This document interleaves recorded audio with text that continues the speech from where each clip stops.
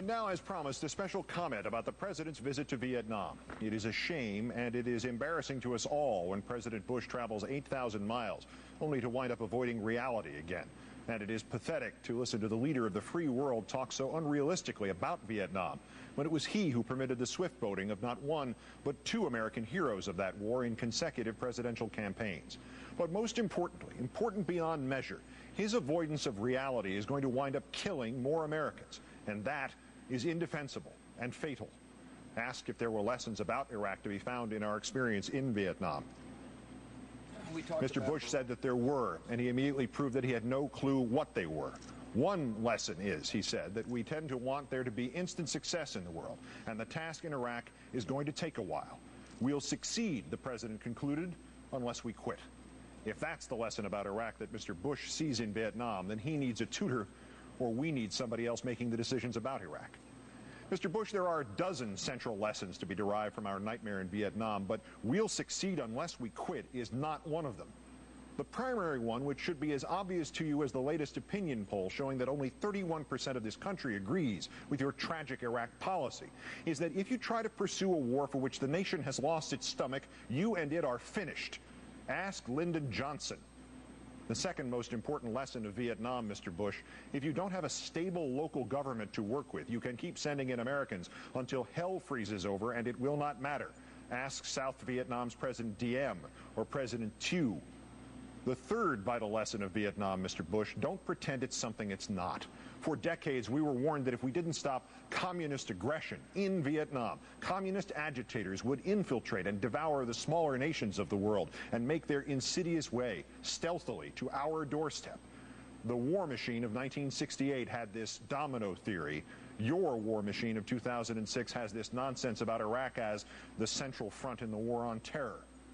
The fourth pivotal lesson of Vietnam, Mr. Bush, if the same idiots who told Lyndon Johnson and Richard Nixon to stay there for the sake of peace with honor are now telling you to stay in Iraq, they're probably just as wrong now as they were then, Dr. Kissinger.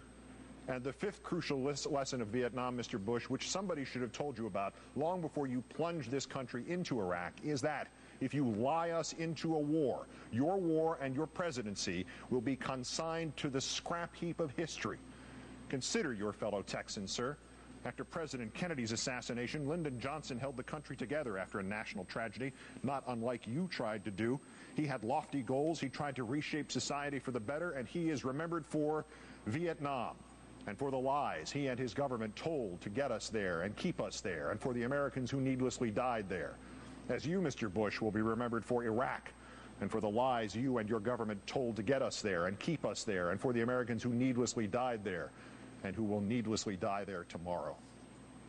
This president has his fictitious Iraqi WMD and his lies disguised as subtle hints linking Saddam Hussein to 9/11, and his reason of the week for keeping us there when all the evidence has for at least 3 years told us we needed to get as many of our kids out as quickly as we could. That president had his fictitious attacks on Navy ships in the Gulf of Tonkin in 1964. And the next thing any of us knew, the Senate had voted 88-2 to approve the blank check with which Lyndon Johnson paid for our trip into hell. And yet President Bush just saw the grim reminders of that trip into hell, of the 58,000 Americans and millions of Vietnamese killed, of the 10,000 civilians there who have been blown up by landmines since we pulled out, of the genocide in the neighboring country of Cambodia, which we triggered. Yet these parallels and these lessons eluded President Bush entirely. And in particular, the one overarching lesson about Iraq that should have been written everywhere he looked in Vietnam went unseen. We'll succeed unless we quit. Mr. Bush, we did quit in Vietnam, a decade later than we should have, 58,000 dead later than we should have. But we finally came to our senses. That stable, burgeoning, vivid country you just saw there is there because we finally had the good sense to declare victory and get out. The domino theory was nonsense, sir. Our departure from Vietnam emboldened no one.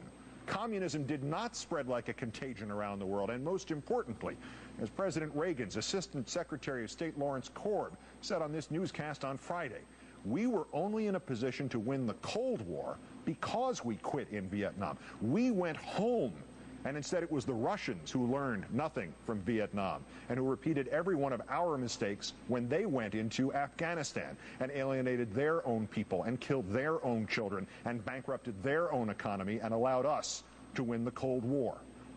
We awakened so late, but we did awaken.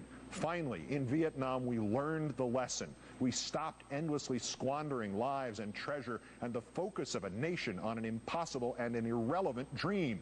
But you are still doing exactly that tonight in Iraq.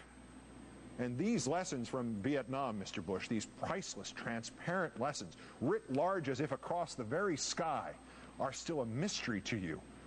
We'll succeed unless we quit. No, sir, we will succeed against terrorism, for our country's needs, towards binding up the nation's wounds, when you quit. Quit the monumental lie that is our presence in Iraq. And in the interim, Mr. Bush, an American kid will be killed there, probably tonight, or if we are lucky, not until tomorrow.